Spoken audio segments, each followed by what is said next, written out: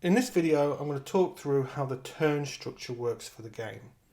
You will get a player aid, I've got one printed off here that I'll be referring to for the turn structure, and I'll talk through a complete turn. This example here, this is a game already underway, and I'll use this to drive the examples. The first thing you're going to be doing is determining the weather. The weather is either good or poor. Poor weather would be fog or rain, anything like that, and it has an impact on combat. It also has an impact on your ability to use airstrikes and artillery and so forth. And I'll explain how that all works in the combat video. Number two, the second thing you're going to be doing is you're going to be determining the command points you have. Command points are one of the key mechanics for the game.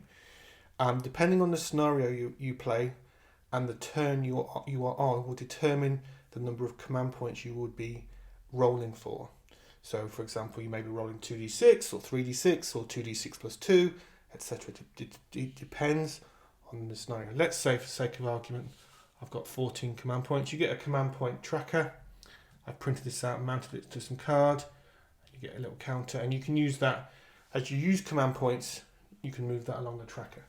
You use command points to move, you use command points to rally, you use command points to, depending on what type of attack you want to do, and so forth. And a lot of that is covered in detail, especially when combat. It'll be covered in the combat video.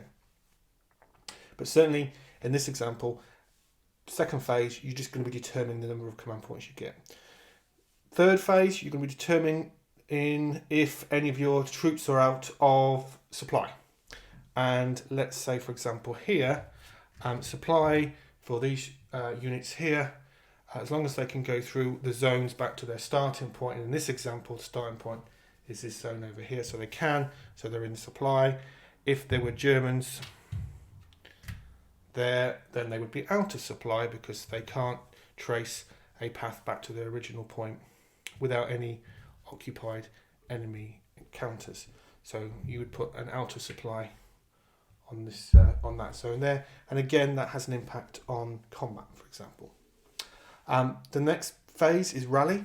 Rallying enables you to rally any broken troops, and again that's part of the combat. You would be using command points to perform rallies. Next, you'll be using bringing any reinforcements into the game, and for the most part, again, it depends on the scenario.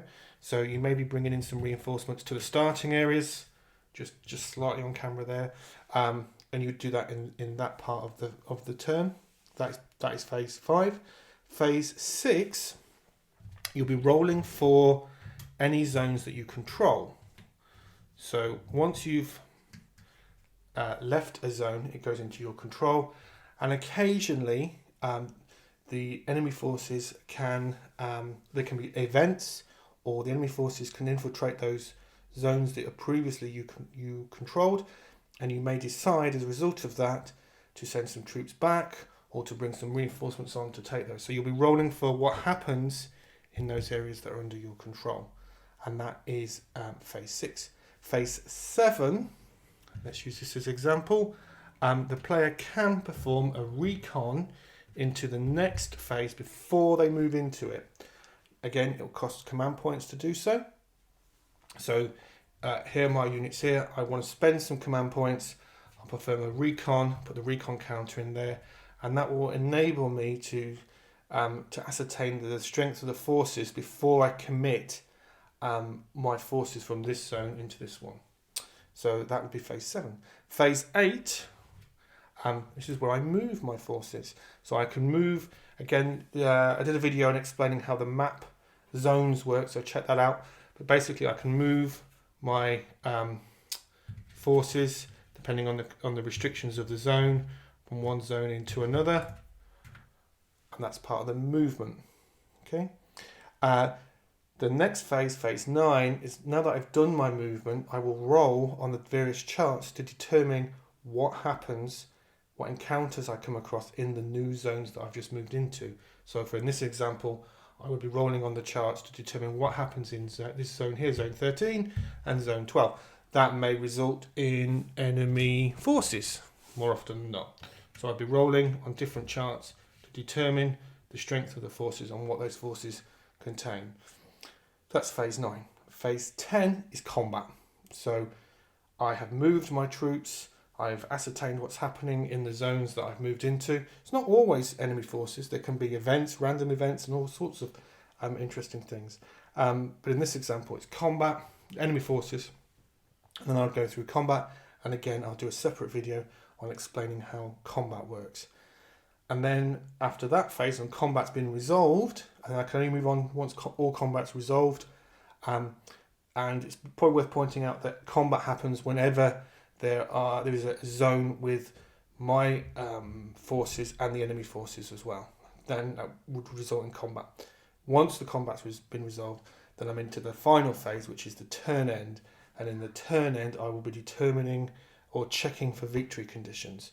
So it may be, again, every scenario will have its own victory conditions. It may be that I have to hold on to specific zones for a number of turns. It may be that I have to go to a specific zone by the end of the number of turns, etc. So I'll be determining the victory conditions to see if I've met those victory conditions. If I have, game over, great. If not, if the game's just underway or whatever, then I would simply restart the turn and go through that sequence of play again. Hopefully that gives you a very quick overview of the turn structure. It doesn't take, depending on the scenario, a turn doesn't take too long. Some of the smaller scenarios, when you haven't got a huge number of zones, the turns can be quite quick, quite fluid.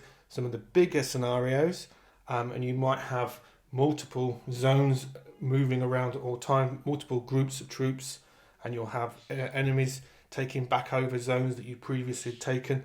That turn can take a little bit longer, but it still moves at quite a quick pace. And that was one of the key things I wanted to do with the design. So hopefully that gives you an understanding of the basic understanding of a complete turn.